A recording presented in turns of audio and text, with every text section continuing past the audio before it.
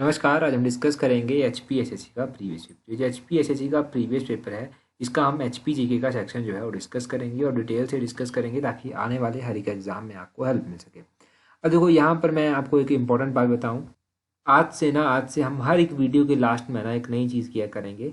जैसे जनवरी से लेकर दिसंबर तक जितने भी इंपॉर्टेंट डे हुआ करेंगे उन सभी को हम डिस्कस किया करेंगे। जैसे मान लीजिए जनवरी महीना है तो एक वीडियो में हम जनवरी के सारे इंपॉर्टेंट डे डिस्कस कर लेंगे, फिर अगले दिन फरवरी, मार्च, अप्रैल, दिसंबर तक कैसे करेंगे, फिर रिपीट करेंगे ताकि ये डेज जो है आपको टिप्स पर याद हो जाए। एग्जाम में जब ये डेज पूछे जाए तो आपको कन्फ्यूजन ना रहे, तो ये हम किया करेंगे।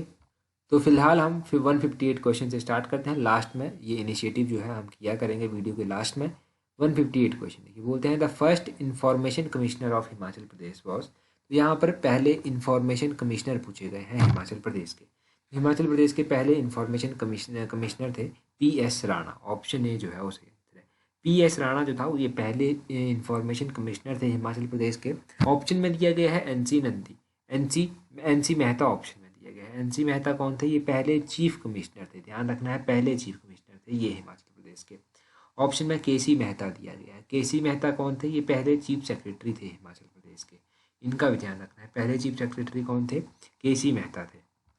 के.एल. सेठी दिया गया है, तो के.एल. सेठी पहले जो था वो एजुकेशन डायरेक्टर थे हिमाचल के, परंतु ये इतना इंपॉर्टेंट नहीं है। अभी इंपॉर्टेंट जानिए, और इम्पोर्टेंट क्या क्या है। पहले चीफ कमिश्नर हो गए। पहले गवर्नर कौन थे हिमाचल प्रदेश के? वो थे श्री एस चक्रवर्ती। लेफ्टिनेंट गवर्नर भी हिमाचल में रह चुके हैं। पहले लेफ्टिनेंट गवर्नर कौन थे हिमाचल के? वो थे मेजर जनरल हिम्मत सिंह, ये ध्यान रखना है। पहले चीफ जस्टिस कौन थे? वो थे जस्टिस मिर्जा हिमदुल्ला बेग, इनका नाम याद रखना है। और देखो जब जस्टिस की बात हुई है ना, तो अभी मैं आपको एक क्वेश्चन बताता हूँ। सुप्रीम कोर्ट की जो मैक्सिमम स्ट्रेंथ है वो है 34 जजेस जो है वो मैक्सिमम सुप्रीम कोर्ट में है। तो अभी देखना, अभी 2 जजेस को ये अपॉइंट करेंगे और 34 जो है वो फुल स्ट्रेंथ हो जाएगी, मतलब 34 के 34 जजेस जो हैं वो हो जाएंगे सुप्रीम कोर्ट में। अभी न्यूज़ में चला है ये। अभी इनका प्रोसेस जब कंप्लीट हो जाएगा तब आप नोटिस कीजिएगा इसको और इन चीज़ों को नोट कर लीजिएगा। करंट अफेयर के साथ साथ जीके का क्वेश्चन आपके लिए बनेगा। 159 क्वेश्चन देखिए, बोलते हैं largest artificial lake of Himachal Pradesh is. Himachal Pradesh की सबसे बड़ी प्राकृतिक झील पूछी गई है। अप्राकृतिक झील, प्राकृतिक नहीं, अब आर्टिफिशियल यानी कि अप्राकृतिक झील। तो जो आर्टिफिशियल लेक है हिमाचल प्रदेश की सबसे बड़ी वो है गोविंद सागर झील। ऑप्शन डी सही आंसर है। गोविंद सागर झील कहाँ पर स्थित है? गोविंद सागर झील जो है वो बिलासपुर डिस्ट्रिक्ट में स्थित है। सतलुज नदी के ऊपर ये बनी हुई है, ये ध्यान रखना है आपने। सतलुज नदी के ऊपर बनी है। बिलासपुर शहर जो है आपका वो सतलुज नदी के किनारे स्थित है। एक बार एग्जाम में क्वेश्चन पूछा गया था, नदौन कौन सी नदी के किनारे स्थित है? नदौन ब्यास नदी के किनारे स्थित है, उसमें कन्फ्यूजन नहीं होना चाहिए। कई बार एग्जाम में क्वेश्चन पूछ लेते हैं कि लार्जेस्ट नेचुरल लेक आपको बतानी होती है, प्राकृतिक झील बतानी होती है। तो प्राकृतिक झील कौन सी है नेचुरल सबसे बड़ी? वो है रेणुका झील। रेणुका झील कहाँ पर स्थित है? ये सिरमौर में स्थित है। यहाँ पर पंडोह झील दिया गया है। पंडोह झील जो है वो मंडी जिले में स्थित है, ये ब्यास नदी पर बनी हुई है। चमेरा झील दिया गया है। चमेरा झील जो है वो चंबा जिले में स्थित है, ध्यान रखना है, चंबा जिले में स्थित है। ये भी एक आर्टिफिशियल लेक है, कृत्रिम झील है ये भी एक। तो ये सब इंपॉर्टेंट हो गया यहाँ से। 160 क्वेश्चन देखिए, मोस्ट इंपॉर्टेंट क्वेश्चन। बोलते हैं विच district of Himachal Pradesh has lowest number of small scale industries. तो हिमाचल प्रदेश के किस जिले में सबसे कम लघु उद्योग इकाइयाँ हैं? सबसे कम जो लोएस्ट जो आपकी स्मॉल स्केल इंडस्ट्रीज हैं वो कहाँ पर स्थित है? वो है आपके डिस्ट्रिक्ट किन्नौर में। ऑप्शन ए सही आंसर है, किन्नौर में है ये सबसे कम lowest number of small scale industries. और सबसे ज़्यादा जो आपकी स्मॉल स्केल इंडस्ट्रीज हैं वो कौन से डिस्ट्रिक्ट में है? तो हाईएस्ट नंबर ऑफ जो स्मॉल स्केल इंडस्ट्रीज हैं वो डिस्ट्रिक्ट कांगड़ा में स्थित है। डिस्ट्रिक्ट कांगड़ा में highest number of small scale industries हैं, ये भी ध्यान रखना है। देखो डिस्ट्रिक्ट किन्नौर की बात करें तो देखो डिस्ट्रिक्ट किन्नौर में आपको ध्यान रखना है वैली ऑफ ग्रेप्स भी स्थित है, जिसको रिब्बा कहते हैं। रिब्बा जो है, रिब्बा को वैली ऑफ ग्रेप्स भी कहते हैं किन्नौर में। किन्नौर के बारे में आपने क्या क्वेश्चन पढ़ा था कि किन्नौर में एक शिप ब्रीडिंग फार्म भी स्थित है, भेड़ प्रजनन केंद्र भी स्थित है किन्नौर में। किन्नौर में कहाँ पर स्थित है? ये कड़छम में स्थित है किन्नौर में, ये ध्यान रखना है। किन्नौर का हेडक्वार्टर बहुत बार एग्जाम में पूछा गया, तो किन्नौर का हेडक्वार्टर जो है वो रिकांगपियो में स्थित है। रिकांगपियो नाम याद रखना है। किन्नौर की इंपॉर्टेंट वैलीज होगी। वैलीज कौन कौन सी हैं? सांगला वैली हो गया, सांगला वैली को बसपा वैली भी कहते हैं। एक बार एग्जाम में क्वेश्चन पूछा गया था, ऐसा कौन सी माउंटेन रेंज है जो किन्नौर और लाहौल स्पीति को तिब्बत से अलग करती है? झांसकर माउंटेन रेंज है जो किन्नौर और लाहौल स्पीति को तिब्बत से अलग करती है। तो ये सारे इंपॉर्टेंट क्वेश्चन हो गए। अगला क्वेश्चन देखिए, तो अगला क्वेश्चन देखिए 161 क्वेश्चन बोलते हैं टेम्पोला mountain pass is located in which district of Himachal Pradesh. ये जो टेम्पोला पर्वतीय दर्रा है ये हिमाचल प्रदेश के किस जिले में स्थित है? टेम्पोला पर्वतीय दर्रा जो है वो लाहौल स्पीति में स्थित है। ऑप्शन ए जो है वो सही आंसर है। तो वो सभी को पता है आपको कि ये लाहौल स्पीति में स्थित है, परंतु जब एग्जाम में बैठते हैं तो बहुत सारे बच्चे कंफ्यूज हो जाते हैं। और कंफ्यूज क्यों होते हैं? क्योंकि प्रैक्टिस नहीं हुई होती है अच्छी तरह से। एक बार पढ़ा होता है उस टाइम लगता है कि याद हो गया और बाद में भूल जाते हैं। तो इसीलिए इन क्वेश्चंस को हम बार बार रिवाइज करते रहेंगे। लाहौल स्पीति के इंपॉर्टेंट दर्रे जानिए। कुंजुम दर्रा कहाँ पर स्थित है? लाहौल स्पीति में स्थित है। कई बार पूछ लेते हैं कि कौन सा दर्रा लाहौल को स्पीति से जोड़ता है। हो सकता है आपके पास कुंजुम दर्रा ऑप्शन में दिया हो, तो कुंजुम दर्रा लाहौल को स्पीति से जोड़ता है। टेम्पोला दर्रा हो गया। एक हो गया आपका शकारूप दर्रा। शकारूप दर्रा कहाँ पर स्थित है? लाहौल स्पीति में स्थित है। लाहौल स्पीति में एक लेडी ऑफ केलोंग भी है। लेडी ऑफ केलोंग क्या है? ये एक ग्लेशियर है, ये ध्यान रखना है। लेडी ऑफ केलोंग क्या है? ये ग्लेशियर है लाहौल स्पीति का। अगर कोई और इम्पोर्टेंट दर्रा एग्जामिनर को पूछना है तो वो वारू दर्रा पूछ लेगा। वारू दर्रा किसको किसके साथ जोड़ता है? वारू दर्रा जो है वो चंबा को कांगड़ा से जोड़ता है। वारू दर्रा ध्यान रखिएगा। एक तो आप साच दर्रा एग्जाम में पूछ जाता है। साच दर्रा चंबा को पांगी से जोड़ता है। पादरी दर्रा पूछ जाता है। पादरी दर्रा चंबा को जम्मू से जोड़ता है। दुलची दर्रा मंडी को कुल्लू से जोड़ता है। तो ये इंपॉर्टेंट दर्रे हो गए, ये आपने ध्यान रखने हैं साथ साथ में। अगला देखिए 162 क्वेश्चन बोलते हैं गौरी देवी का टिब्बा mountain peak is located in which district of Himachal Pradesh. अभी गौरी देवी का टिब्बा कहाँ पर स्थित है? गौरी देवी का टिब्बा जो है ये स्थित है आपका डिस्ट्रिक्ट चंबा में। ऑप्शन ए जो है वो सही आंसर है। हमने क्या पढ़ा है? गौरी देवी का टिब्बा और नरसिंह टिब्बा बहुत बार रिवाइज किए हैं। कहाँ पर है? चंबा में स्थित है। चंबा में मुख्य रूप से पीर पंजाल पर्वत श्रृंखला भी पड़ती है। माउंटेन पीक ही कह लीजिए आप या पर्वत श्रृंखला कह लीजिए, मुख्य रूप से चंबा में पड़ती है। अगर हम बात करें डिस्ट्रिक्ट सिरमौर की, तो डिस्ट्रिक्ट सिरमौर की तो आपने चूड़धार सुनी होगी, वो डिस्ट्रिक्ट सिरमौर में पड़ती है। सोलन में इतना कुछ खास है नहीं और हमीरपुर में भी जो है वो इतनी कुछ खास पीक है नहीं जो एग्जाम में पूछी जाए। परंतु यहाँ से जो है वो और क्या पूछ जाएगा? एक तो आपसे कुल्लू की पूछ ली जाती है। कुल्लू की कौन कौन सी पूछी जाती है? कुल्लू की एक तो सोलंग पीक बहुत बार पूछी गई है। सोलंग पीक ध्यान रखना है। दिब्बी बोकरी पिरामिड पूछा गया है, ये कहाँ पर स्थित है? कुल्लू में स्थित है। साच पीक कहाँ पर स्थित है? साच पीक जो है ये भी कुल्लू में स्थित है। ये इंद्र किला पूछ लिया जाता है। इंद्र किला भी जो है वो कुल्लू में स्थित है। तो ये इंपॉर्टेंट कुल्लू के ध्यान याद रखिए आप। लाहौल स्पीति के पूछ ले जाते हैं। गेफांग पीक पूछ ली जाती है लाहौल स्पीति की। मनेरंग पीक पूछ ली जाती है लाहौल स्पीति की। और मुलकिला पीक पूछ ली जाती है लाहौल स्पीति की। तो ये आपने लाहौल स्पीति की भी ध्यान रखनी है। तो ये इंपॉर्टेंट हो गया पीक्स के बारे में, इनको ध्यान रखिएगा। अगला क्वेश्चन देखिए। अगला क्वेश्चन क्या है? बोलते हैं which river of Himachal Pradesh is formed by glacier fed बादल एंड तंतगिरी स्ट्रीम। हिमाचल प्रदेश की कौन सी नदी जो है वो बादल और तंतगिरी ग्लेशियर की स्ट्रीम से बनी है?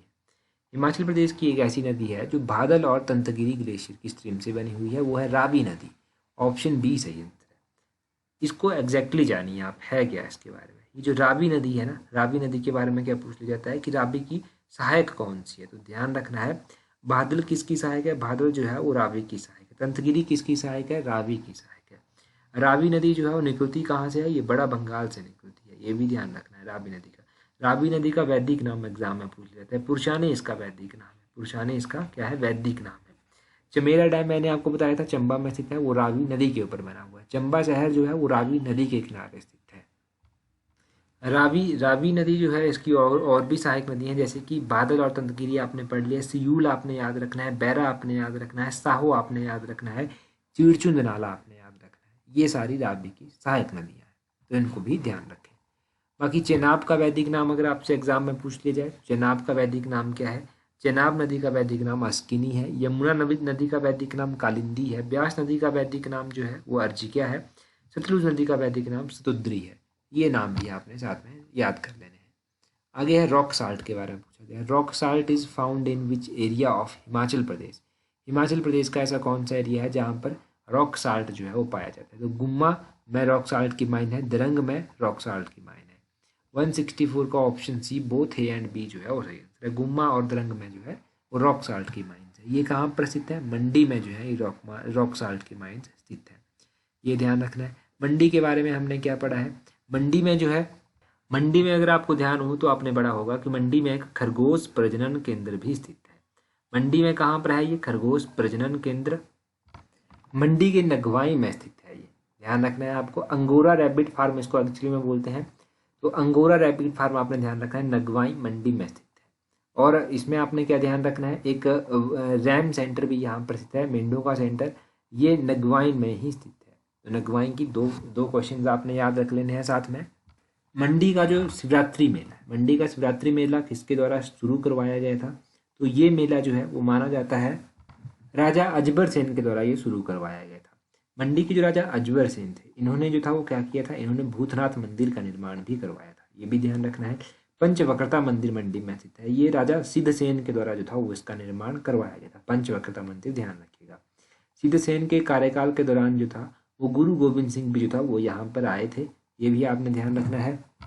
अब मंडी रियासत जो थी, इसके अंतिम शासक कौन थे, चलो ये आपके लिए काम रहता है, इसके अंतिम शासक का नाम आप कमेंट करके बता दीजिए कौन थे।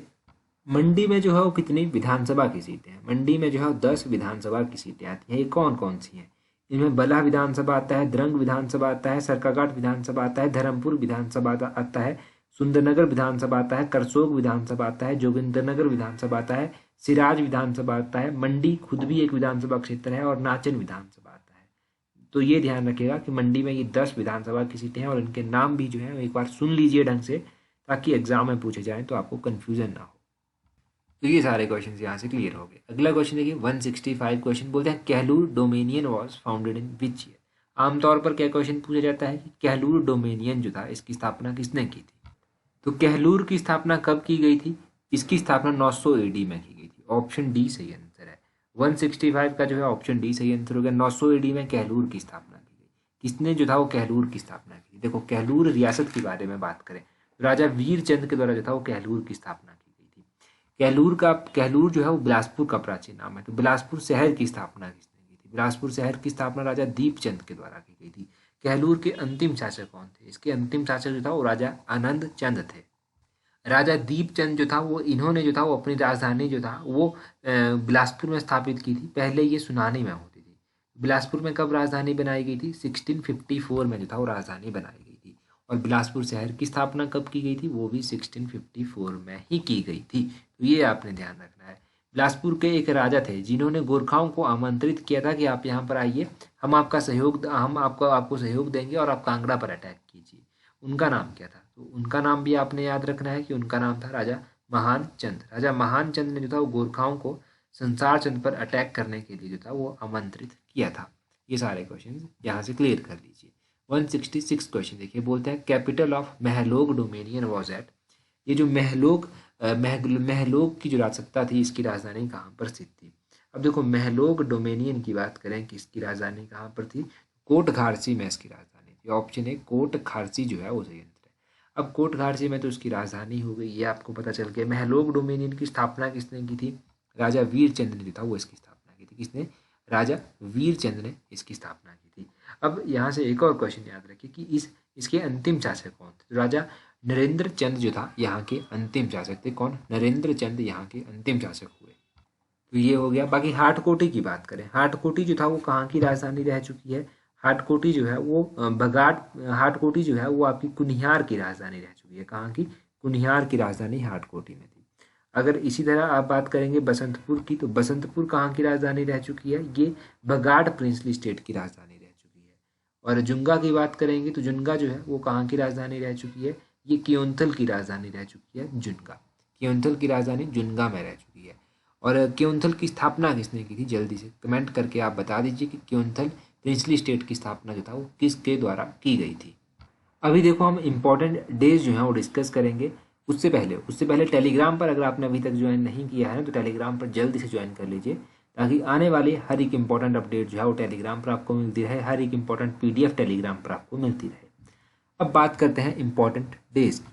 तो अभी मई महीना चला है ना, तो मई महीने से ही स्टार्ट करते हैं। मई महीने के इम्पोर्टेंट डेज मैं आपको बताता हूँ। 1 मई को जो है वो इंटरनेशनल लेबर डे मनाया जाता है। कौन सा, इंटरनेशनल लेबर डे 1 मई को मनाया जाता है। उसके बाद आता है 3 मई। 3 मई को जो है वो वर्ल्ड प्रेस फ्रीडम डे जो है वो मनाया जाता है। वर्ल्ड प्रेस फ्रीडम डे मनाया जाता है। उसके बाद आता है 8 मई। 8 मई को जो है वो वर्ल्ड रेड क्रॉस डे जो है वो मनाया जाता है। कौन सा, वर्ल्ड रेड क्रॉस डे मनाया जाता है। उसके बाद आता है 8 मई के बाद आपके पास 12 मई। 12 मई को इंटरनेशनल नर्सिस डे मनाया जाता है। नर्सिस डे मनाया जाता है, इंटरनेशनल नर्सिस डे 12 मई को।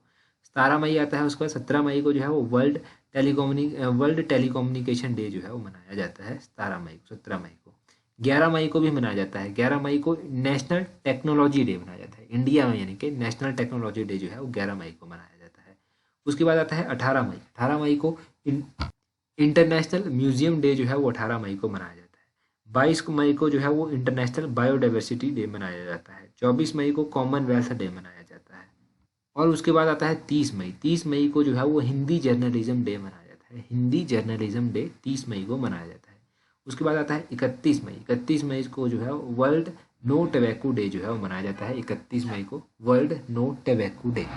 ये आपने ध्यान रखने हैं, इंपॉर्टेंट डेज हो गए मई महीने के। कल हम किसी और मंथ नेक्स्ट मंथ के डिस्कस करेंगे। तो आज की वीडियो में इतना ही काफ़ी था। टेलीग्राम पर अगर अभी भी ज्वाइन नहीं किया तो जल्दी से ज्वाइन कर लीजिए, ताकि आने वाली हर एक अपडेट आपको वहाँ पर मिलती रहे। तो आज की वीडियो में इतना ही काफ़ी था। So that's all for today. Thank you very much for watching and listening it very patiently.